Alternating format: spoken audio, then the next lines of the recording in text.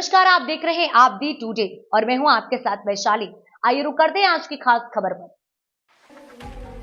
अपना दल एस की राष्ट्रीय अध्यक्ष एवं केंद्रीय मंत्री अनुप्रिया पटेल ने ललितपुर के रिमझिम गार्डन में एक जनसभा को किया संबोधित। सुबह तड़के 4 से 5 बजे ललितपुर स्टेशन पर हुई थी केंद्रीय मंत्री। जनसभा में पहुंचने से पहले केंद्रीय मंत्री ने सरदार वल्लभ भाई पटेल, डॉक्टर भीमराव अंबेडकर, कर्पूरी ठाकुर की मूर्तियों पर माल्यार्पण किया। उसके बाद लगभग 1 बजे पहुंची सभा स्थल और जनसभा को किया संबोधित। अपना दल एस के उत्तर प्रदेश 13 विधायक हैं, जिसमें लगभग आधा दर्जन विधायक जनसभा में पहुंचे। मैन बॉडी के प्रदेश अध्यक्ष के साथ अल्पसंख्यक मंच के प्रदेश अध्यक्ष अहमद मंसूरी भी रहे मौजूद। राष्ट्रीय अध्यक्ष ने जनसभा को संबोधित करते हुए कहा कि अपना दल एस के संस्थापक स्वर्गीय सोनेलाल पटेल ने 90 के दशक में इसी रिमझिम गार्डन से जनसभा की थी। उसके बाद मुझे उसी रिमझिम गार्डन से इस कार्यकर्ता सम्मेलन के जरिए जनसभा को संबोधित करने का सौभाग्य प्राप्त हुआ है। अनुप्रिया पटेल ने लोगों से ज्यादा पार्टी से जुड़ने की बात कही। सभा को संबोधित करते हुए देश के प्रधानमंत्री की जमकर तारीफ की। जनसभा में गठबंधन की पार्टी भारतीय जनता पार्टी के राज्य मंत्री एवं जिला पंचायत अध्यक्ष भी पहुंचे।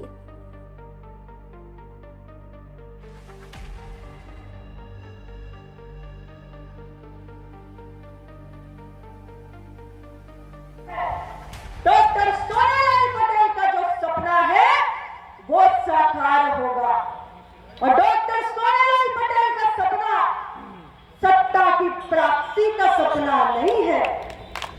डॉक्टर सोनेलाल पटेल ने केवल सत्ता परिवर्तन और सत्ता प्राप्ति को अपना और अपना दल का लक्ष्य नहीं बनाया।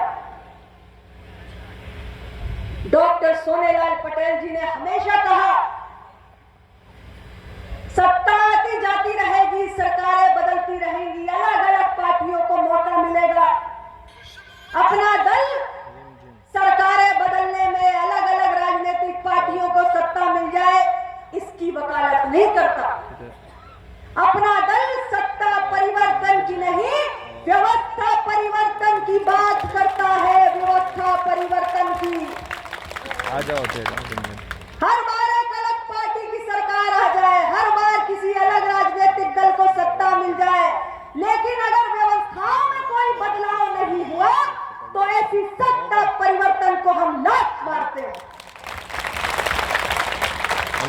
हमारे लिए सत्ता एक माध्यम है और वो माध्यम है दबे कुचले वर्ग को आगे बढ़ाने का, करने का। और यदि सत्ता रूपी माध्यम को उपयोग करके हमने व्यवस्थाओं को बदला, और जब मैं व्यवस्था बदलने की बात करती हूँ तो मैं वही बात करती हूँ कि न्यायपालिका हो, कार्यपालिका हो, विधायिका हो या मीडिया हो, लोकतंत्र के हर स्तंभ में दबे कुचले वर्गों की भागीदारी और उनका प्रतिनिधित्व सुनिश्चित होना चाहिए। अगर देश के लोकतंत्र के हर स्तंभ में आज भी पिछड़ा, दलित, कमजोर, आदिवासी नजर नहीं आता है तो तमाम सरकारें बदल जाए, तमाम पार्टियों की सत्ता आ जाए, इससे कोई मायने नहीं है। जब तक दबे कुचले वर्ग को आगे आने का मौका नहीं मिलता तब तक अपना दल का संघर्ष निरंतर जारी रहेगा। और डॉक्टर सोनेलाल पटेल ने अपना दल के गठन के साथ इसी व्यवस्था परिवर्तन का सपने को देखा था। हम आपके बीच आ गए हैं तो इसलिए आए हैं कि इस व्यवस्था परिवर्तन के सपने को साकार करने के लिए हमें आप सबका साथ चाहिए। जब तक आप मजबूती के साथ इस अपने दल को ताकत देने का काम नहीं करेंगे तब तक डॉक्टर सोनेलाल पटेल का व्यवस्था परिवर्तन का ये संकल्प पूरा नहीं हो सकता है साथियों। इसलिए आज मैं आप सबके बीच लोकतंत्र का एक बहुत मजबूत स्तंभ है। भारत के 140 करोड़ नागरिकों की आस्था देश की न्यायपालिका में है। हमारे संविधान की गार्डियन है, हमारे संविधान की संरक्षक है हमारी न्यायपालिका, और हम सब के लिए उम्मीद की किरण है। लेकिन हमारी उस न्यायपालिका में सामाजिक विविधता का दर्शन नहीं होता है। अपना दल क्या सोचता है ये मैं आपको बताना चाहती हूं। अपना दल ये सोचता है कि इस देश के अंदर अखिल भारतीय न्यायिक सेवा की परीक्षा होनी चाहिए। जब अखिल भारतीय स्तर पर न्यायिक सेवा की परीक्षा होगी तो देश के कोने कोने में किसी भी वर्ग, किसी भी समाज में बैठा हुआ प्रतिभावान अभ्यर्थी जब उस परीक्षा को पास करेगा तो उसके पास देश की न्यायपालिका में बैठने का और अपनी सेवाएं देने का अवसर होगा। समाज के हर वर्ग की भागीदारी बढ़ेगी और सबसे निरंतर हमें प्रेरणा देते हैं कि डॉक्टर सोनेलाल पटेल जी के विचारों के कारवां को हम सबको हर कठिन परिस्थिति का सामना करते हुए आगे लेकर चलना है। और मैं तो ये समझती हूं कि सबसे कठिन दौर तो वो था जो हमारे इन पुराने साथियों ने जिया।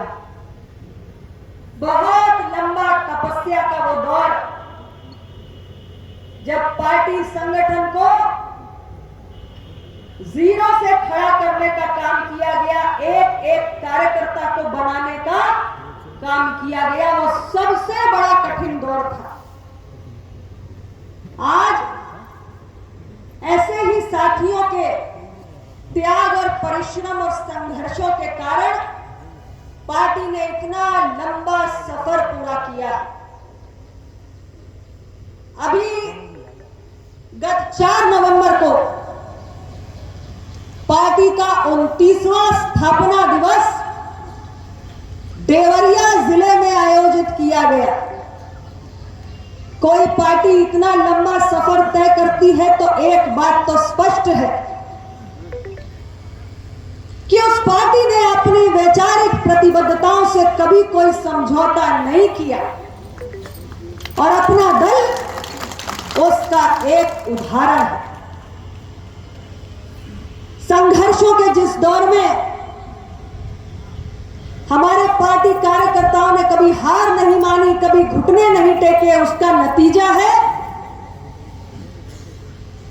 कि आज उत्तर प्रदेश के एक छोर से लेकर दूसरे छोर तक पार्टी संगठन का विस्तार हो चुका है।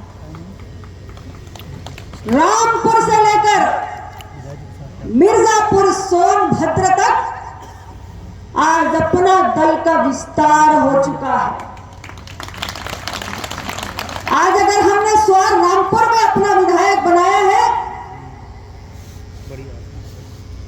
तो बहराइच से भी आपकी पार्टी ने अपना विधायक चुना, मौलानीपुर से भी विधायक चुना है, तो शोहरतगढ़ सिद्धार्थनगर से भी अपना विधायक चुना, प्रयागराज से भी विधायक चुना है, तो वाराणसी से भी विधायक चुना है, जौनपुर में भी अपना विधायक खड़ा किया है, तो मिर्जापुर सोनभद्र की धरती तक भी अपने प्रतिनिधि को चुनकर उत्तर प्रदेश की विधानसभा में भेजा। और यह सब कुछ आप जैसे स्नेही साथियों के आशीर्वाद, आपके निरंतर समर्थन और आपके अमूल्य वोटों की कृपा से संभव हुआ। और हम सारे साथी जो आज आपके बीच में आए हैं, निरंतर हमारी यही कोशिश है कि अपना दल के संगठन को दिन प्रतिदिन हमें और मजबूत करते जाना है। उत्तर प्रदेश की विधानसभा में आज हमारे 13 विधायक मौजूद हैं, लेकिन यह हमारी मंजिल नहीं है, अभी और आगे जाना है। यह महज एक पड़ाव है, महज एक पड़ाव है, मंजिल अभी दूर है। हमें अपने चुने हुए जनप्रतिनिधियों की संख्या में हर चुनाव के साथ और बढ़ोतरी करनी है और उसके लिए हमें आप सबका साथ चाहिए। आप सब ही हमारी ताकत है, आप सब ही हमारी शक्ति है, हमारी ऊर्जा है। और जितना आपका साथ और समर्थन हमें मिलेगा, उतना ही हम सबके अंदर सामाजिक न्याय की विचारधारा को लेकर संघर्ष करने का मादा और अधिक पैदा होगा।